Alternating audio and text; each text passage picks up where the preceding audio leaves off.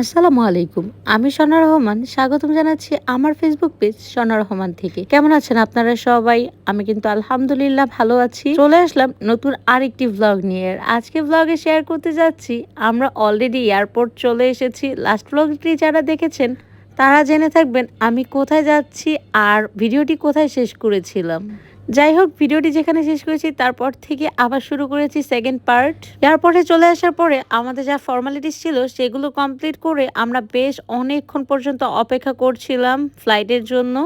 বসেছিলাম, এর মধ্যে সোলাইমানের বাবা যেহেতু সকালে নাস্তা করে আসেনি, উনি বলল যে হালকা পাতলা কিছু খেয়ে নেওয়া যায় আর আমি কিছু খাবো কিনা। পরে বললাম যে ঠিক আছে, কিছু একটা খেয়ে নেওয়া যেতে পারে। এরপরে সে আমাদের জন্য সিঙ্গারা আর 7 আপ নিয়ে আসলো।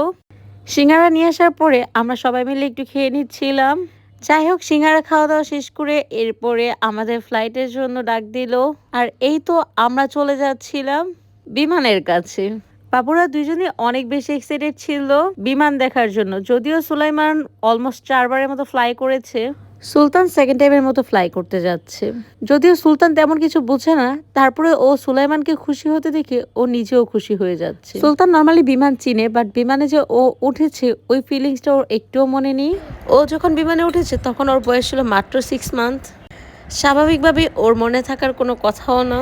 যাই হোক, কথা বলতে বলতে আমরা কিন্তু বিমানের কাছাকাছি একদম চলে আসলাম। আর সুলতানকে ওর বাবা কোলে নিয়ে বিমানে উঠে যাচ্ছিল, সুলাইমানকে ওর আপা ধরে নিচ্ছিল, আর এদের সবার পিছে পিছে আমি আসছি। যাই হোক, সুলাইমান ওর বাবার সাথে বসে পড়লো, সুলতানকে আমার পাশে বসিয়ে নিলাম। আম্মু আমার পিছের সিটই ছিল। বিমানে ওঠার পরে ওরা একটু বিরক্ত করছিল, বিশেষ করে সুলতান তো কোনোভাবেই সিট বেল্ট বাঁধতে যাচ্ছিল না, যার কারণে ওকে একটা পাজেল দিয়ে বসিয়ে দিলাম। আর এরপরে ও সিট বেল্টও বাঁধতে দিয়েছিল। বিমানে কিছুক্ষণ বসে থাকতে এই তো আমাদের বিমান ছেড়ে দিল আর এখনই ফ্লাই করবে। কথা বলতে বলতে আমাদের বিমান কিন্তু অলরেডি ফ্লাই করে দিয়েছে। ভিডিওটি যারা এখনো পর্যন্ত কন্টিনিউ করছেন, আশা করছি আপনাদের কাছে অবশ্যই আমার ভিডিওটি ভালো লাগছে। আর যদি ভালো লাগে থাকে অবশ্যই লাইকস এন্ড কমেন্ট করবেন। নতুন নতুন ভিডিও পেতে আমার পেজটিকে ফলো দিয়ে রাখবেন। যাই হোক, বিমান ফ্লাই করার কিছুক্ষণের মধ্যে এদিকে সুলতান আবার ঘুমিয়ে গিয়েছে আর আমাদেরকে একটু হালকা পাতলা নাস্তাও দিয়ে গিয়েছে। নাস্তায় স্যান্ডউইচ, সাথে ছিল একটা সস আর একটা ম্যাঙ্গো বার। পানি তো সাথে ছিলই। আমি এবার বসে বসে স্যান্ডউইচটা খাচ্ছিলাম। পুরো সময়টা তো আর ভিডিও করা সম্ভব নয়, তবে আমরা কিন্তু অলরেডি শাহ আমানত বিমানবন্দরের কাছাকাছি চলে এসেছি। সেই সময়টা একটু ভিডিও করছিলাম যখন আমাদের বিমানটা ল্যান্ড করছিল।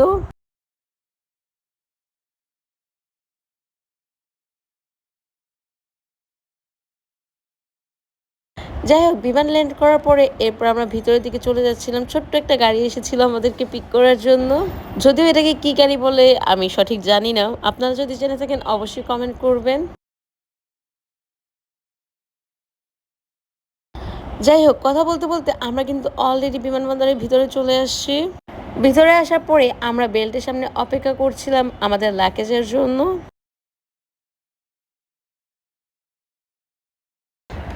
লাগেজ পাওয়ার পরে এই তো আমরা এখন বের হয়ে যাচ্ছি আর আমাদের জন্য অলরেডি বাইরে গাড়ি অপেক্ষা করছে। বাই দ্য ওয়ে, এটা কিন্তু কোনো হোটেল থেকে আসা গাড়ি নয়, এটা আমার আব্বুর গাড়ি। যাই হোক, মজা করলাম। যারা আমাকে আগে থেকে চেনেন তারা অবশ্যই জেনে থাকবেন।